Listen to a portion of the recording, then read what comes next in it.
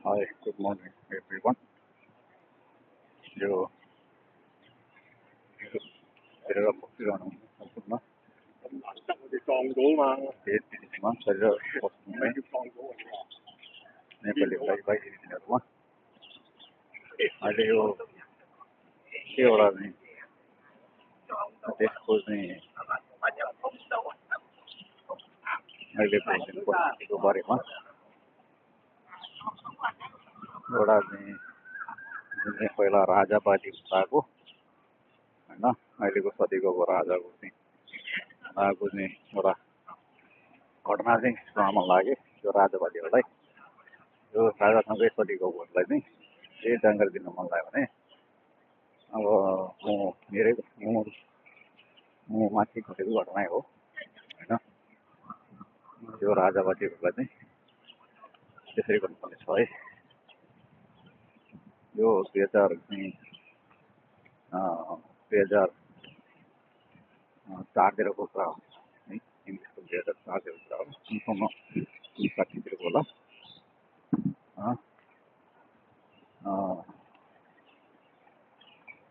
2059तिरको कुराहरू हो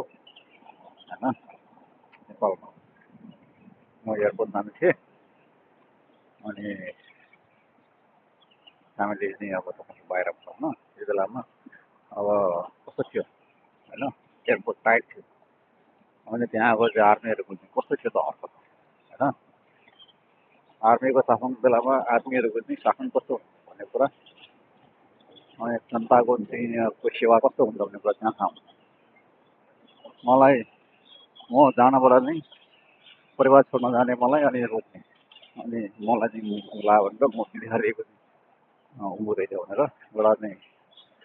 भाद्रीसँग ऊ स्वास्यो रहेछ के रहेछ भनेर कारक गरेर अनि मलाई चाहिँ म कहाँको भने चाहिँ गोर्खाको भने चाहिँ यो माओवादी हो भनेर शङ्का गरेर हामा होइन अनि मलाई चाहिँ के गर्यो साइडमा लगाएर किनेर मलाई चाहिँ तपाईँको एउटा चाहिँ रुखको हाँगा काटेर मलाई पिटेको होइन किन त्यस्तै चाहिँ अब दण्ड दिनु खुट्टा माथि गर्नु रे वालमा त्यो एयरपोर्टको चाहिँ फेन्स पनि त्यो फेन्स एयरपोर्टको फेन्समा चाहिँ खुट्टा माथि गर्ने टाउको तल आर्मीको शासन त्यो बेलाको है हो त्यस्तो शासन चाहिँ अब भुल्याउन मन लाग्ने हो कि अहिलेको चाहिँ गणतन्त्रमा चाहिँ तपाईँको जनवादी समाजवादीको चाहिँ हिसाबमा जान मन लाग्छ यो चोर राजावादीहरूलाई चाहिँ होइन सतीको चाहिँ